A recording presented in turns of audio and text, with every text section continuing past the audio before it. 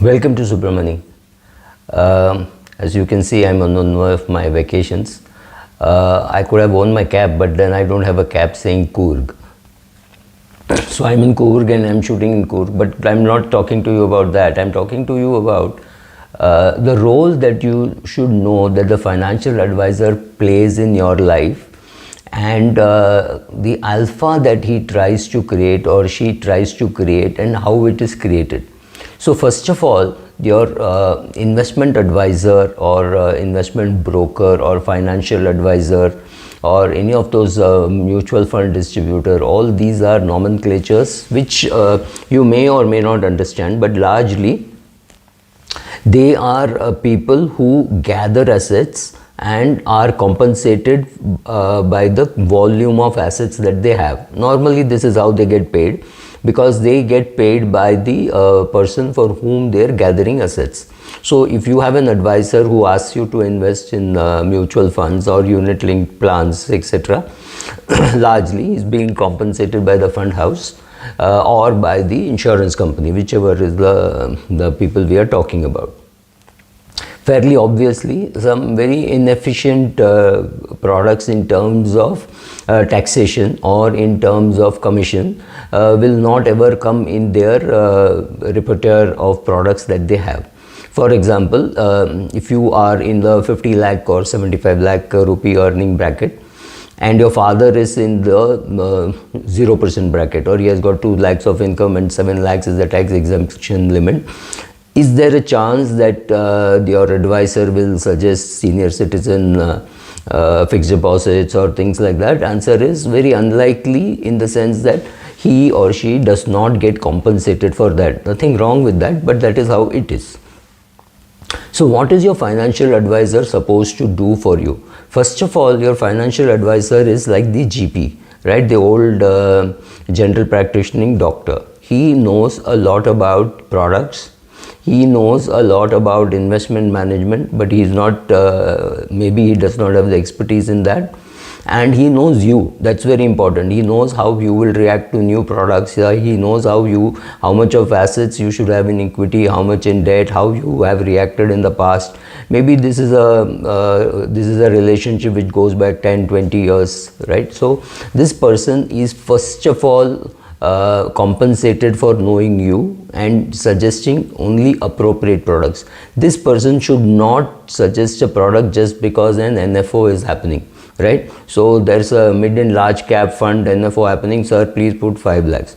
Maybe you are capable of putting 5 crores, maybe you are capable of putting 50,000, whatever, but the amount of money that he wants or she wants you to put should be a function of what you are capable of putting, not what the target that the salesperson has. It's also important that the salesperson, or let's just call him by the what they would call the Christian name, the agent. This agent should know your taxation structure. Many people suggest products like, say, a mid and large cap fund to a HNI customer who will then not have enough money to put in a debt scheme to maintain his or her balance. Then what happens is, even if there is money, debt today is not taxed very well, right? So it might make more sense for this person to be in a balance advantage fund or a multi-asset fund, simply because of the tax structure, right? So these are all things which he or she should know. So they should know reasonably well, they should know the products, reasonably well they should know you, reasonably well they should understand taxation, clubbing, etc. By doing all this, they create a alpha for you. Now, it is also important for you to realize that they may not have the expertise to say now which fund to invest, right? For example, should I put money in a banking fund or in a pharma fund? I don't have an answer. The question is, you have to accept and admit that they don't have answers to these questions, and the last few years have been such a huge bull run that everything that you everything that you bought went up, but also remember, almost everything that you did not buy also went up. So there is no way to know comparatively how is the performance. But then this person could be giving you the comfort that, look, this person has given me good returns, in the sense that the market has given me good returns. This person has ensured that I am in the market during these times. This person has ensured that in March 2020, when the market tanked, I did not panic. This person held my hand and made sure that I did not withdraw during the worst of times. In fact, I actually invested in March 2020 or April 2020. So all that is the financial advisor's competence.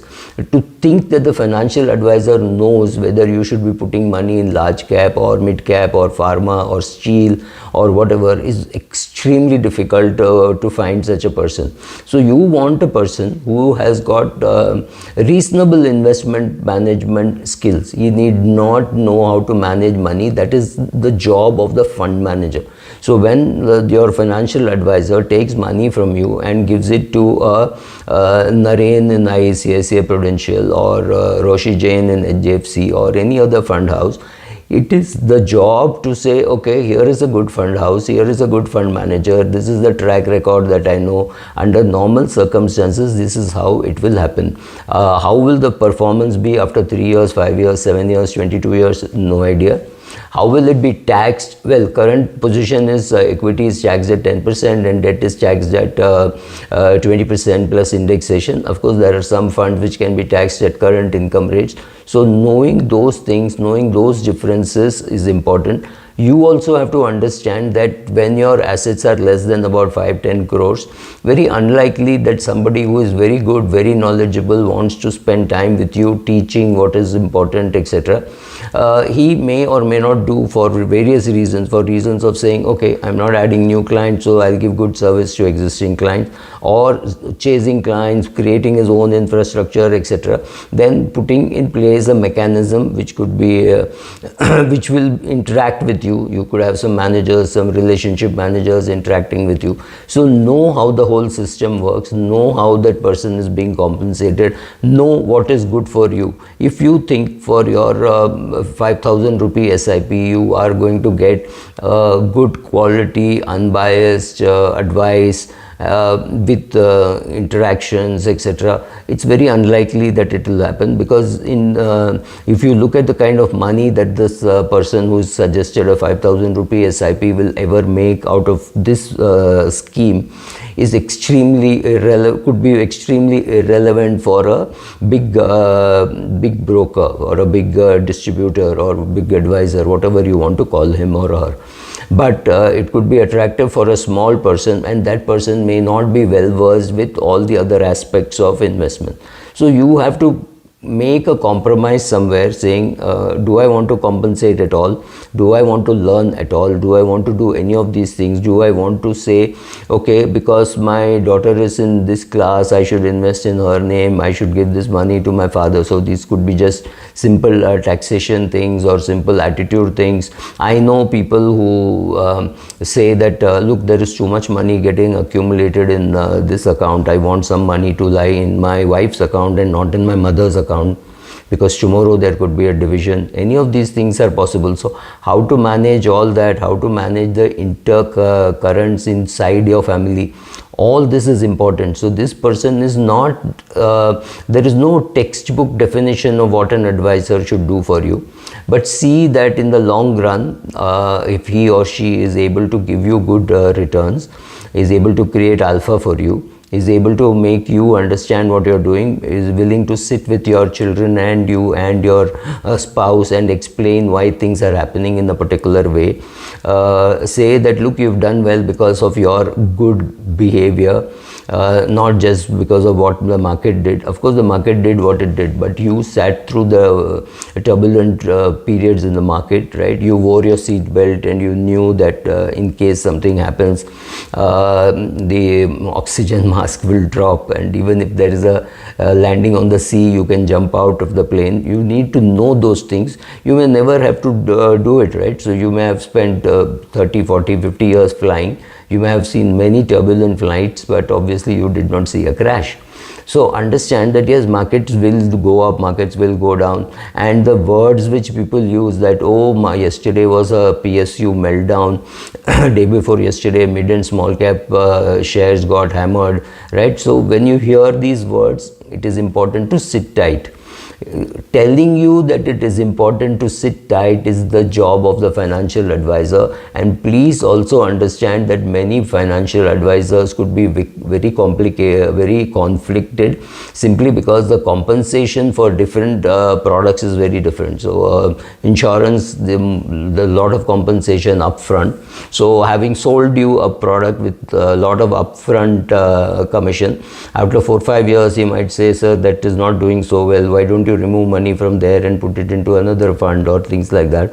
So understand conflict of interest. You cannot avoid conflict of interest. Understand that that could harm you. Understand that it could benefit you also if you ask the right questions.